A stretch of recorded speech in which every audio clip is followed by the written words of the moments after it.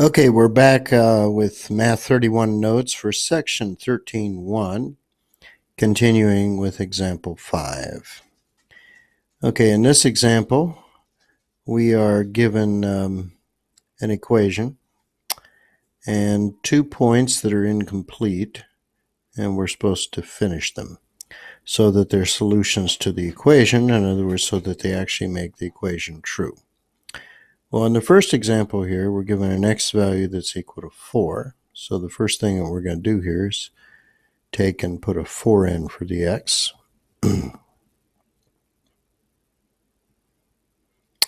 And you can see that doing so, let me show you where I've done that. Where it says x there, I put a 4.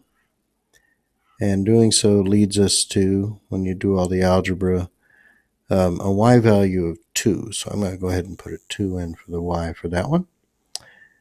Okay, and then on the second time around, we got a y value that's -1. So you're going to see me set the y value equal to -1 on this case. And all I did is plug a -1 in where it used to say y right there. And let me show you here. That y is now this -1. And we multiply the 5 times -1 gives -5. Add 5 to both sides to get the 19. Okay. So we get a 19 for the x whenever y is equal to -1. All right, on the next equation here, we have -3/4 times x, and then +1. The multiplying has to happen first, and to multiply by -3/4, you want to first divide by 4 and then multiply by -3. All right, well, we're going to start with using a -8 for the x. You can see that right here. We're using -8 for the x, and when you do that, putting that -8 in there, you get -8 divided by -4 times -3 gives 6. Add 1 to it gives 7. So moving on, let's go ahead and fill that in. We got a 7 for that one. When you put a 0 in for the x, that would be the next one we're working on here. You're going to get, let's see what it gives us here. Yeah, 0 is really very convenient, because 0 times anything just gives 0, and adding 1 to it will finish the job quickly. So we get a 1 for the y, and that would be a point that's 1 up from the origin on the y-axis. Okay, the last round here, what we're going to do is put a 4 in for the y, and doing so requires more work here. Putting a 4 in as the y value, you can see the y is on the left-hand side. So we're going to put a 4 in there. And what I've done from this line to this line is I've subtracted 1 from both sides. And then I multiply both sides by 4. And finally, I divide both sides by -3. And that takes me to an x value of -4. Okay, when we move to example 6, the process is the same, except we're supposed to graph these points and then finish the graph by drawing the line that connects them.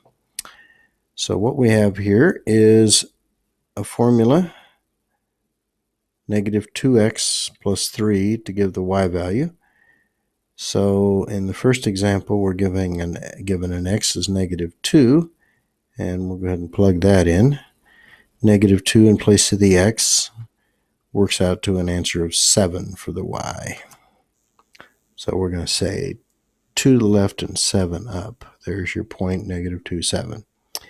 Okay, then we go around again with the next value. We're going to use 0 for x, and that's always a convenient value because -2 times 0 gives 0, and adding 3 gives 3. So your value is 0, 3, which is located right above the origin. Okay, putting 3 in for the x value, when you take it through all the steps, gives you a -3 for the y value. So that'd be 3 to the right and 3 down, and you can see we're getting a linear equation here. So I'm going to go ahead and connect these. Let's see here. I got to make this hit. It's a little hard to do on this. I got to make it go right through those dots. And then because it goes forever, you want to put arrowheads on the end of your your line. Okay, we'll do one more and then we'll pick up on the next video here. I'm going to go fairly quickly through this since it's very similar to the last problem.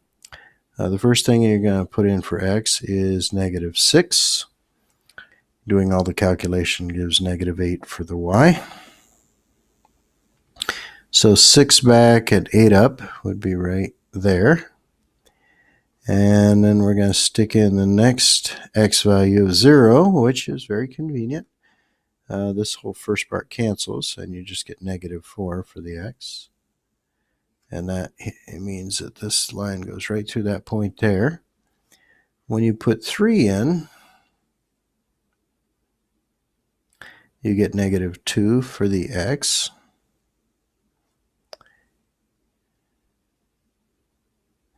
Oops. I'm sorry, when you put 3 in, what did I do wrong on the last one here? 0, -4. Okay.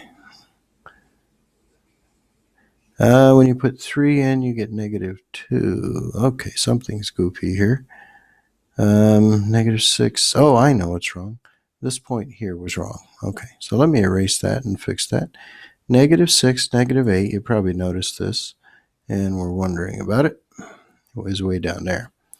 Okay, kind of self-correcting. I made a mistake, but I noticed that these weren't lining up, so I went back and found that mistake.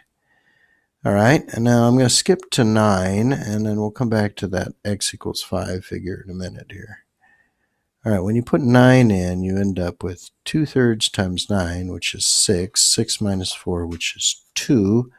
So we want 9, 2, which is up here, and you can see they're lining up beautifully. Now, this one here is problematic. We have in this problem a dividing by 3, and 5 doesn't divide evenly by 3, so we're going to have to take a little more care with this one. 2/3 times 5, there's your x value, -4. Well, this is like 5/1, so what we have here is 10/3, and then you need a common denominator here, so I'm going to say times 3 and times 3, so it's -12/3, which gives -2/3. So we get -2/3 there. So 5 to the right and 2/3 down is still lining up really well. And I think, while I'm still ahead of the game here, I'm going to pick up on another video for the rest of these. So that'll be the second installment.